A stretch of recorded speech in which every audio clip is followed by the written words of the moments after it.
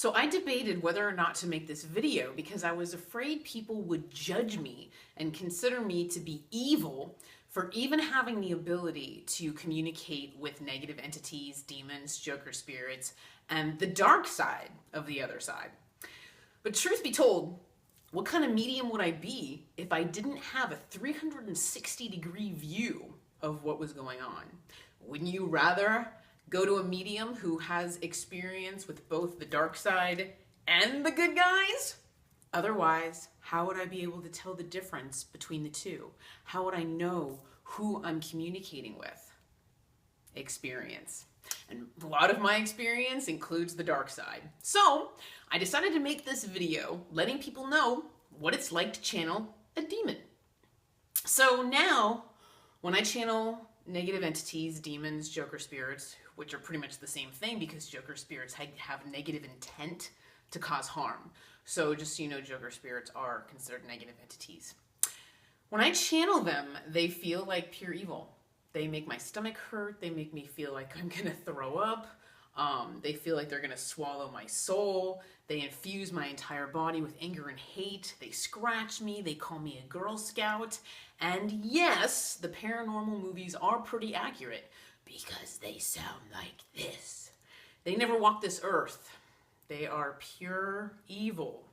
They were never mere mortals. They are basically just balls of evil, and they feel like it, and as a result they sound like it. So when I clear houses, or I clear people, because sometimes people have negative entities attached to them, that is when I communicate with the demons, and it is controlled. It is a controlled communication. My spirit guides are present. It is something that they are monitoring and tolerating as far as me communicating with the demon. So it's pretty quick, pretty temporary. We have our discussion and then we kind of move on. A lot of times when they are attached to a specific person, I will say, what are you bugging this person for? And they will say, you know, I feed off of his fear for breakfast, lunch, and dinner. And it's because the person has depression and anxiety. So they themselves, their energetic state is a perfect match for a demon to attach itself to him or her and hang out, because you have made your psychological, your thoughts and your emotions an energetic match for a demon by having anxiety and depression. So gotta be careful there. So that is my controlled communication with demons and communicating to them as a channel. But that's kind of boring. So let's talk about the fun stuff. What happens when Christine Pavlina gets drunk, right? So I'm just gonna do like a brain here. I'm gonna draw like squiggly two sides of the brain, right? So that's my brain. Whatever. I don't like to intimidate people with my artwork because I'm extremely talented and it sometimes makes people feel bad about themselves. So when I am communicating with the other side, I am basically, this is my brain, okay? I am basically moving my thoughts and my feelings aside. And I want to describe it as I'm moving it to the side, one side of my brain. And I'm freeing up this side for the other side and saying, all right, guys, come on in and talk to me, okay? So that's essentially all I'm doing. Everyone thinks I have all magical powers. All I'm doing is moving aside my own thoughts, feelings, emotions, inclinations for the other side to communicate with me via my brain. Okay, they're going to send me thoughts, feelings, images, and sounds. Okay, that's how the other side communicates with me. So what happens? So also, I just want to compare this to, like, suppose you're in a movie theater and you're sitting there chit-chatting with your friend. And then you tell your friend, wait, hold on a second. And then you tune into the person at the far end of the theater to see what they're saying. That's kind of the same thing, as I'm like quieting everything else so that I can tune in further away and see what's going on over there. So this is my brain. So what happens to Christine's brain when she's drunk? I'm completely gone. Christine is not present, okay? I am not taking up one side. I'm not taking up part of it. I'm completely checked out because I'm drunk. So what happens in that case It means the other side has the ability to take up the whole thing. I have become one big spiritual free-for-all for the other side. I become a portal because I'm so open. I can channel your grandma, your grandpa, your dog Scruffy, demons, positive entities, negative entities, the whole family, because I am drunk, okay? So it just becomes one big free-for-all for the other side. I am no longer monitoring communication, okay? Because I'm gone. I'm checked out. So because I'm no longer monitoring communication, I lose control of my gift. And that is the story that I am about to tell you. So I am at my cousin's wedding with the family. Big family wedding, right? And I'm crabby pants because it's that time of the month. It's in the middle of the wilderness and there is no Advil anywhere in sight. So I'm cramping really hard to where the pain is just miserable. So I'm crabby because I'm all emotional and hormonal and I'm in a lot of pain, right?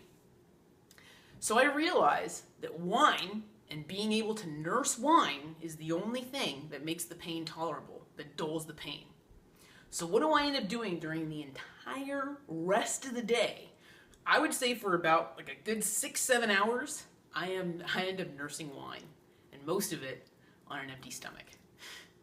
So I am bombed. I am like really, really drunk, okay? And on top of being drunk, I'm crabby and emotional. So if I'm crabby and emotional, what did I just make myself an energetic match for?